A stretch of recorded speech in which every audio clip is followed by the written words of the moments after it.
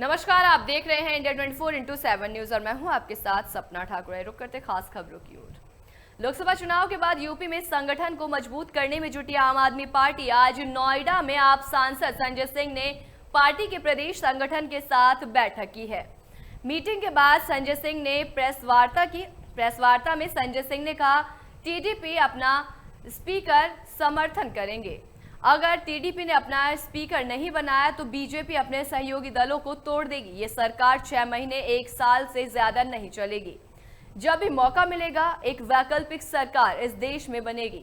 मोहन भागवत के मणिपुर वाले बयान पर बोले संजय सिंह, और बीजेपी में चल रही है माँ बेटे वाला झगड़ा। आरएसएस बीजेपी की माँ है, लेकिन नड्डा जी ने कहा कि अटल जी वाले बीजेपी को आरएसएस की जरूरत थी, आज के बीजेपी को जरूरत नहीं है।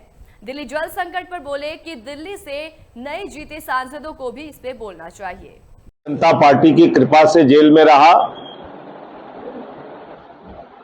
3 अप्रैल को जेल से बाहर आया और उसके बाद लगातार इंडिया गठबंधन के दलों के प्रचार के लिए, आम आदमी पार्टी के प्रचार के लिए उत्तर प्रदेश हो, महाराष्ट्र हो, झारखंड हो, पंजाब हो, हरियाणा हो, दिल्ली हो, अलग अलग राज्यों में प्रचार के लिए गया और एग्जिट पोल के नतीजे कुछ भी कह रहे थे। मेरा यह दृढ़ विश्वास था कि जनता इस बार 400 पार नहीं, तड़ी पार करने जा रही है।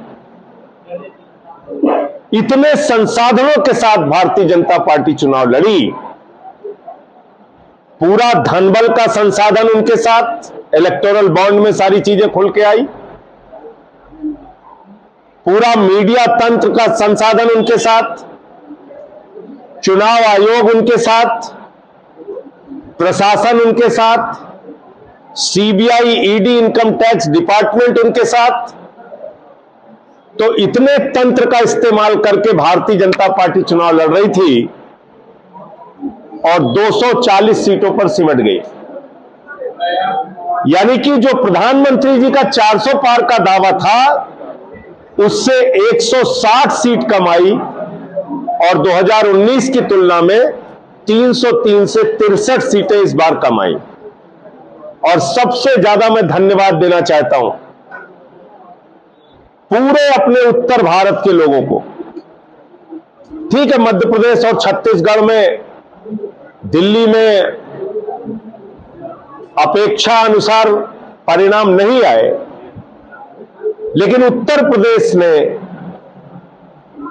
गुंडागर्दी का उत्तर दिया, भ्रष्टाचार के खिलाफ उत्तर दिया, महंगाई के खिलाफ उत्तर दिया, बेरोजगारी के खिलाफ उत्तर दिया, अग्निवीर के खिलाफ उत्तर दिया, पेपर लीक के खिलाफ उत्तर दिया, बुलडोजर नीति के खिलाफ उत्तर दिया, पिछड़ा, दलित, अल्पसंख्यकों के साथ भेदभाव का उत्तर दिया। यह उत्तर प्रदेश के लोगों ने जो बड़ा उत्तर दिया, खासतौर से अयोध्या वासियों ने जो उत्तर दिया, यह भारतीय जनता पार्टी के लिए बहुत बड़ा सबक है। और अगर अभी भी वो नहीं सीख पा रहे हैं तो भगवान ही उनको सद्बुद्धि दे सकता है। मुझे बहुत अफसोस के साथ ये बात कहनी पड़ रही है कि पहले मुसलमानों को गाली दिया, फिर सिखों को गाली दिया, फिर ईसाइयों को गाली दिया, फिर बौद्धों को गाली दिया, फिर जाटों को गाली दिया, फिर मराठों को गाली दिया, फिर किसानों को गाली दिया, फिर पहलवानों को गाली दिया, और अब अयोध्या वासियों को और हिंदुओं को मां बहन की गालियां दी जा रही हैं। यह शर्मनाक काम कर रहे हैं भारतीय जनता पार्टी के लोग। यह आरएसएस का संस्कार है, यह बीजेपी का संस्कार है। अयोध्या में दलित समाज से आने वाले अवधेश प्रसाद पासी चुनाव कैसे जीत गए, आप बर्दाश्त ही नहीं कर पा रहे। आप गालियां दे रहे हैं अयोध्या के लोगों को, मां बहन की गालियां, हिंदुओं को मां बहन की गालियां। इनके यहां से प्रसाद मत खरीदो, इनका बहिष्कार करो। अरे प्रभु श्री राम ने आपको शिक्षा दी है, प्रधानमंत्री जी सीखिए। और शिक्षा क्यों दी? क्योंकि आपके मन में अहंकार हो गया था कि आप भगवान से भी बड़े हैं। बीजेपी वाले गाना गा रहे थे, जो राम को लाए हैं हम उनको लाएंगे। प्रभु श्री राम को ला सकते हैं बीजेपी वाले? भगवान श्री राम सृष्टि के रचयिता है, हमारे आराध्य देवता है। भगवान श्री राम को कोई भाजपाई नहीं ला सकता, कोई मोदी नहीं ला सकता। भगवान हम सबको लेके आए। कल को बेटा अपने बाप से कहने लगेगा, बापू बापू हम तुमको लेके आए। बापू कहेंगे बेटवा हम लाए, कहें नहीं नहीं तुमको हम लेके आए। इतना अहंकार। आप कह रहे भगवान जगन्नाथ मोदी जी के भक्त हैं। आपने अयोध्या के अंदर नवीनीकरण विकास के नाम पे वहां के लोगों के सैकड़ों साल पुराने घर ध्वस्त कर दिए, पुरातन मंदिरों का आपने ध्वस्त कर दिया। ये कौन सा विकास है आपका? गरीब का घर उजाड़ के, मंदिरों को तोड़ के। आपके मन में इतना भेद, इतनी दुर्भावना।